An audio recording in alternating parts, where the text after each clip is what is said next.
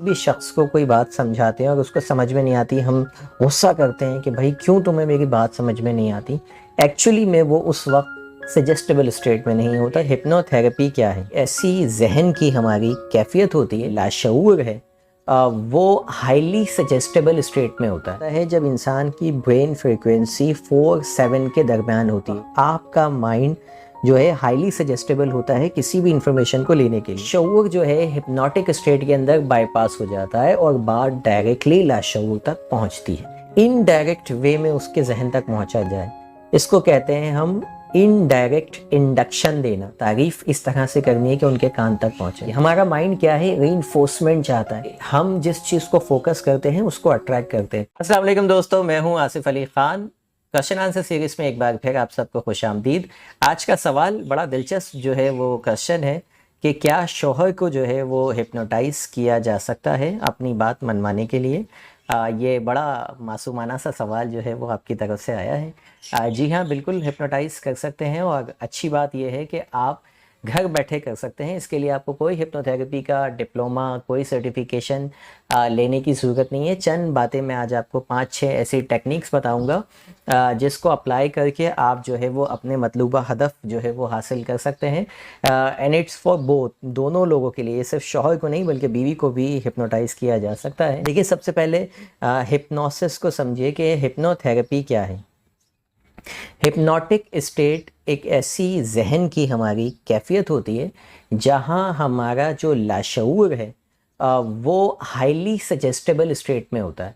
यानी एक ऐसी कैफियत में हमारा जहन होता है जहां पर हम किसी भी सजेशंस को, किसी भी इंस्ट्रक्शन को आसानी बिना सोचे समझे अपने लाशऊर में उसको वेलकम करते हैं।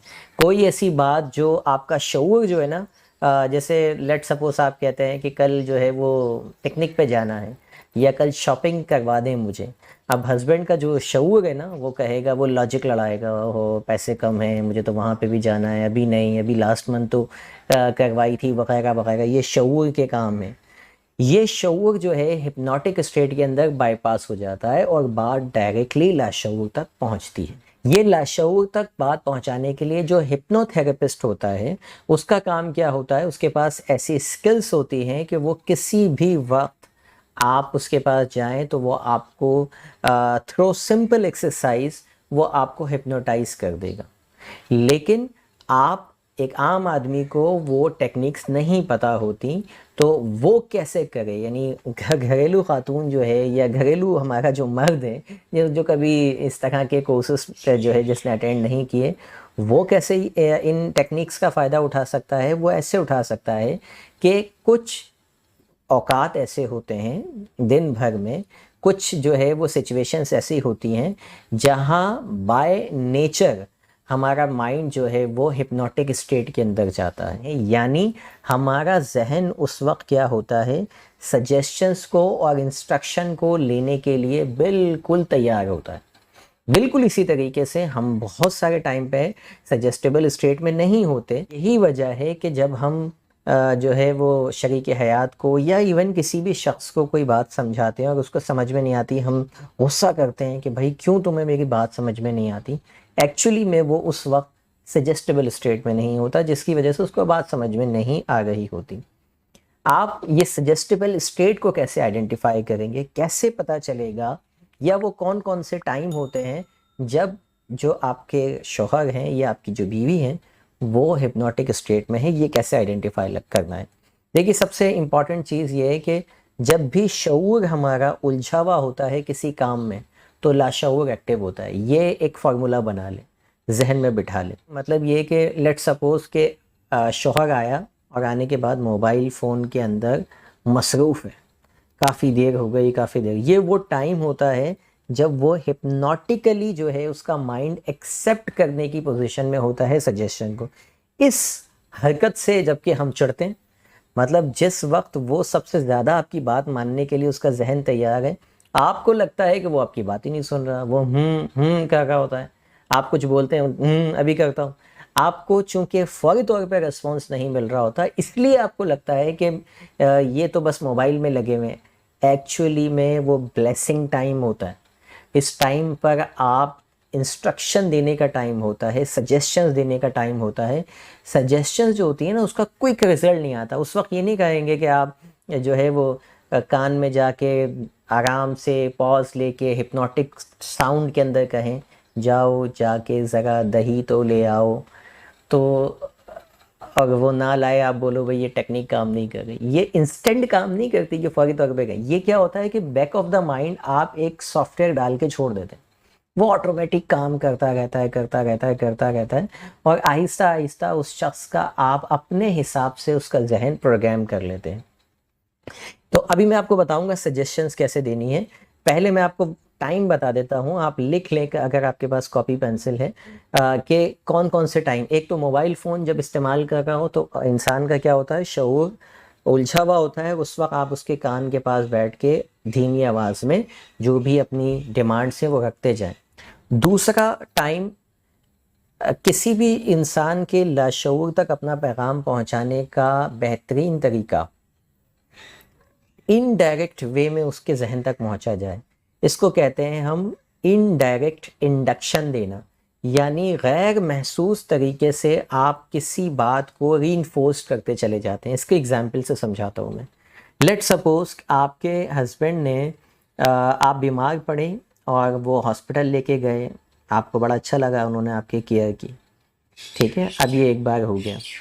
अब आप इस मौके को, इस इवेंट को क्या करेंगे, आप चाहते हैं कि वो बार बार ऐसा करे, तो आप इस इवेंट को इस तरह से बार बार उनके सामने रखेंगे कि उन्हें पता भी ना चले। लेट सपोज आप सास ससुर के साथ बैठे हुए, ठीक है, और वो अपने मोबाइल में हैं या कहीं बैठे हुए, आपने इस अंदाज में कहना है अपने दूसरे लोगों से, या आपके कोई फ्रेंड आए हुए हैं, कोई रिश्तेदार आए हुए हैं, अपने हस्बैंड की इस खूबी को आपने तारीफ़ इस तरह से करनी है कि उनके कान तक पहुँचे कि जो है वो ये तो बड़े केयरिंग हैं, इन्होंने बड़ा जो है ना मेरा ख्याल किया बहुत अच्छी तरीके से, और जो है वो हॉस्पिटल में भी जो है ना मेरा बड़ा ख्याल रखा वगैरह वगैरह। अब ये क्या हुई, ये उनके माइंड में आपने रीइंफोर्स किया। हमारा माइंड क्या है, रीइंफोर्समेंट चाहता है। अल्लाह ताला ने भी कुरान पाक में हमें, आप देखिए ना, नमाज पढ़ने का हुक्म कितनी मरतबा आया, हंड्रेड्स ऑफ टाइम। एक मरतबा भी काम हो सकता था ना, लेकिन हमारा माइंड क्या है, रीइंफोर्समेंट चाहता है। बार बार जो डाला जाता है हमारे कान में, वो सूरह रहमान पढ़ के देख लीजिए, आपकी एक ही चीज़ ही तकरार हो रही है, तुम अपने रब की कौन कौन सी नेमतों को झुटलाओगे।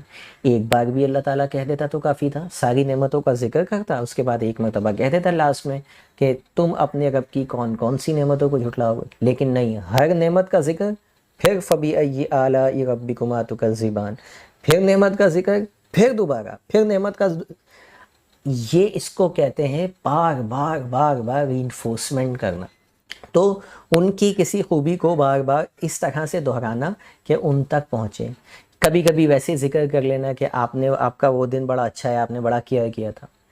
इस तरह क्या होता है कि नेक्स्ट टाइम जब भी आपको इस तरह की केयर की ज़रूरत पड़ेगी, तो वो बात बार बार चूँकि माइंड में उनके जो है प्रोग्राम हुई हुई होगी, तो वो सॉफ्टवेयर उसी तरह से काम करने लग जाएगा। इसको आप लोग इस्तेमाल तो करती हैं, मैं ये नहीं कह रहा आप नहीं करती, लेकिन इसको नेगेटिव वे में इस्तेमाल करती हैं। जो पॉजिटिव चीज़ होती है ना, उसको तो दबा देती हैं किसी गद्दे के नीचे, ठीक है, वो तो गई। और जो नेगेटिव चीज़ होती है ना, बार बार उसकी तकरार की जा रही होती है, इन्होंने तो ये किया था, इन्होंने तो ये किया था, ये तो ये करते हैं, इन्होंने फला मौके पे ये किया था। हर एक के सामने आप क्या करते हैं, और फिर वो बातें किसी ना किसी तरीके से हस्बैंड तक पहुंच रही होती हैं, तो वो रीइंफोर्समेंट नेगेटिव चल रही होती है। उससे क्या होता है, रिश्ता ख़राब होता है। इसी हथियार को आप रिश्ता बनाने के लिए इस्तेमाल कर सकते हैं, बजाय इसको रिश्ता तोड़ने के लिए। तो इसी तरीके से जो लोग बार बार नेगेटिव चीज़ों का तस्करा करते रहते हैं ना, हमारा माइंड, एक बात याद रखिएगा, रियल और अनरियल में फ़र्क महसूस नहीं करता, मजाक और सीरियसनेस में फ़र्क महसूस नहीं करता। इवन जो बात आप बार बार मजाक में भी कहते हैं ना, तुम्हारा तो फला जो है स्कूल में अफेयर था ना फला के साथ, अब बार बार आप कह रहे हैं, तो अल्टीमेटली आप क्या कर रहे हैं कि उसके जहन में उस जो भी अफेयर था या नहीं था, उसकी इमेज बार बार डाले जा रही। तो इससे होगा क्या कि हम जिस चीज़ को फोकस करते हैं उसको अट्रैक्ट करते हैं। फिर क्या होगा, बंदे की ऑटोमेटिकली अट्रैक्शन उस तरफ या तो बढ़ेगी, या इंसान उसके बारे में सोचना शुरू कर देगा। तो इस तरह के गेम्स जो है ना, इस तरह के मजाक भी बिल्कुल हस्बैंड के साथ नहीं किया करें। उनको किसी और औरत के साथ मजाक में भी एसोसिएट ना किया करें, ठीक है। इवन अगर था भी तो उसको याद ही ना करें, ताकि जितनी मरतबा वो याद आएगी वो लड़की, वो औरत, वो खातून स्कूल कॉलेज यूनिवर्सिटी की, उतनी मरतबा उसके जहन में वो क्या होगी, रीप्रोग्राम होगी चीज़ और ताज़ा होंगी चीज़ें। तो ऐसा मजाक भी बिल्कुल नहीं किया करें। बिल्कुल इसी तरीके से आप हस्बैंड ने बड़ी अच्छी शॉपिंग करवाई हुई हो आपको, तो आप उसका तस्करा बार बार बार बार करते रहा करें, ताकि यहाँ पर वो प्रोग्राम चलता रहे और जब भी आप शॉपिंग की बात करें तो फिर वो शॉपिंग की बेहतर इमेज आपके हस्बैंड के जहन में हो, तो वो फीलिंग भी बेहतर आएंगी। अदरवाइज़ क्या होता है, एक बार बेचारे ने शॉपिंग करा दी अच्छी सी, आप वो तो भूल गई, और उसके बाद जो 10 मरतबा ना किया ना, वो ना की तो आपने तो उस फला मौके पे भी नहीं करवाई थी, आपने तो फला मौके पे भी नहीं कराई थी, आपने तो फला मौके पे भी नहीं कराई थी।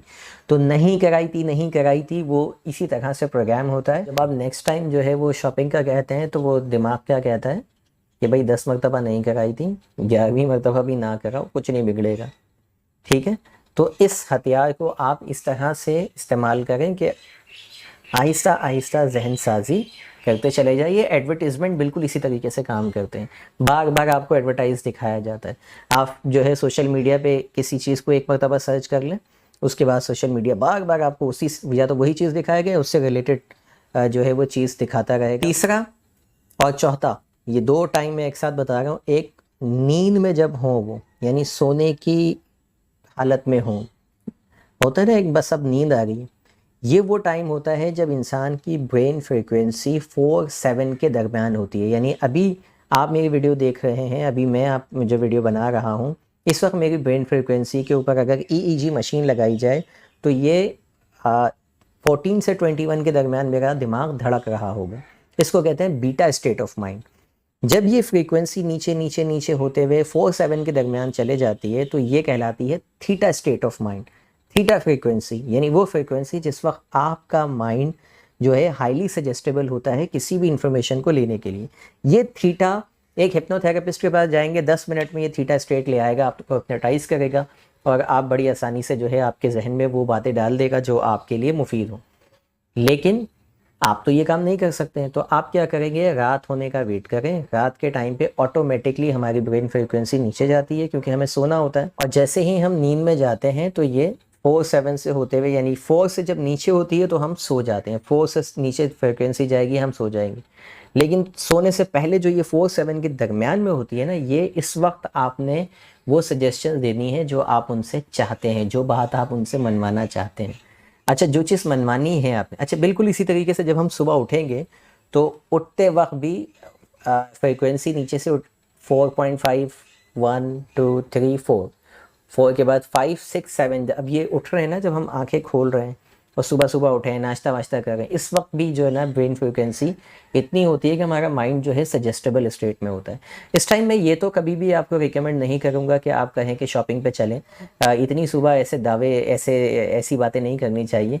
लेकिन इस टाइम पर आप मुस्बत बातें बहुत ज़्यादा कर सकते हैं, पॉजिटिव बात करें, कोई नेगेटिव बात ना करें, में कोई टेंशन चल रही है उसको डिस्कस ना करें, यानी सुबह के टाइम को बड़ा पॉजिटिव जो है वो वे में इस्तेमाल करें आप। तो ये 4 टाइम हो गए, सुबह उठते वक्त, रात को सोते वक्त, मोबाइल देखते वक्त और गैर महसूस तरीके से। 5वां, जब वो मैच या मूवी देख रहे हों, बिल्कुल इसी तरीके से मोबाइल फ़ोन के तरह, तो उस वक्त भी इंसान का जहन जो है, जब भी हम मूवी देखते हैं हम लाशऊरी तौर पर एक्टिव हो जाते हैं, हमारी जो है वो अनकॉन्शियस माइंड जो है वो अलर्ट हो जाता है। ये भी एक बेहतरीन टाइम होता है अपनी बातें सामने वाले के सामने रखने का। इसी तरीके से जिनके हस्बैंड ड्राइव करते हैं, ड्राइविंग के दौरान भी हम हिप्नोटिक स्टेट के अंदर होते हैं। यही वजह है कि कई मरतबा ऐसा होता है कि हमें एक जगह से टर्न लेना होता है, हम वहाँ से टर्न नहीं लेते, आगे जाके याद आता है ओहो पिछले राउंड अबाउट से हमें मुड़ना था, हम तो आगे आ गए। सवाल ये है कि आगे कैसे आ गए, क्या आंखें बंद थी, क्या सो रहे थे? सब कुछ जागते हुए भी इतनी बड़ी राउंड अबाउट, इतनी बड़ी चौरंगी आपको नज़र नहीं आई। उसकी वजह क्या थी कि आप हिप्नोटिक स्टेट में थे। हिप्नोटिक स्टेट में क्या होता है कि आप जो है कॉन्शियस आपका हट जाता है, क्योंकि कॉन्शियस माइंड बताता है ना हमें कहाँ जाना है कहाँ नहीं जाना, लेकिन हम लाशऊरी तौर पर अपनी यादों में गुम गाड़ी चला रहे होते हैं। तो ये भी एक बेहतरीन टाइम होता है जब इंसान से आप कम्युनिकेट करें, लेकिन इस वक्त जो है वो देखभाल के कम्युनिकेशन की जाए, ऐसी बातें ना मनवाई जाए कि बंदे को ड्राइविंग के दौरान गुस्सा ही आ जाए। तो ये 4-5 टाइम जो मैंने आपको बताए, इनका भरपूर जो है वो ख्याल रखते हुए इस वक्त बात की जाए। किस तरह से बात की जाएगी, अब मैं इस पे आ रहा हूँ।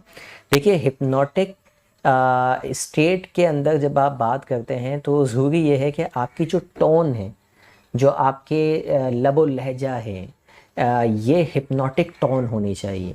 ये हिप्नोटिक टोन क्या कैसे होती है? जब आप तेज़ आवाज़ में चीख के बोलते हैं ना, कल शॉपिंग पे चलेंगे, ठीक है, गुस्से में बोलते हैं। अभी तो मैं बहुत फिर भी आराम से बोल रहा हूँ, लेकिन आप इससे ज़्यादा पिच पे जाके बोल सकते हैं। तो इस वक्त इसको बिल्कुल प्यार से बोलना है कि जैसे कि मैं चाहती हूँ कि हम कल शॉपिंग पे चलें। थोड़ा सा पॉज लेके बोलेंगे, ठीक है। आप जो है वो मुझे बहुत अच्छे लगते हैं, ठीक है। अ, इस तरह के जो जुमले हो सकते हैं, आप इवन आप अपने हस्बैंड के साथ रोमांटिक वे में भी बात कर सकते हैं, और धीमी आवाज़ के अंदर कोशिश करें कि जो भी आप पैगाम देना चाहते हैं, जो भी बात आप जो है वो मनवाना चाहते हैं, पॉज ले के, यानी आराम आराम से धीमी आवाज़ में। दूसरी अहम बात ये है कि जो आप बातचीत करेंगे ना, जो कम्युनिकेशन होगी, वो नेगेटिव नहीं होनी चाहिए, यानी उसमें लफ्ज़ नो या नहीं आना चाहिए। लेट सपोज आप कहें कि आप जो है मोबाइल की आदत क्यों नहीं छोड़ देते, आप मुझे शॉपिंग पर क्यों नहीं लेके जाते। इस तरह के जुमले जो है वो नहीं होने चाहिए, यानी नेगेटिव स्टेटमेंट कोई भी ना हो। जो भी आप बात करें वो पॉजिटिव स्टेटमेंट के अंदर हो, पॉजिटिव कमांड या इंडक्शन की सूरत के अंदर दी जाए।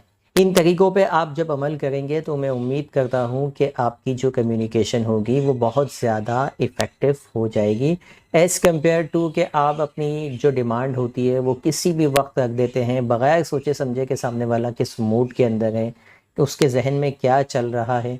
और आप जो है जब वो बातचीत करते हैं और फिर जब आपका मतलूबा नताइज आपको नहीं मिलते, तो आपको लगता है कि शौहर मेरी बात ही नहीं मानता, या मेरी बीवी मेरी बात नहीं मानती, या मेरी कोई वैल्यू नहीं है, वगैरह वगैरह।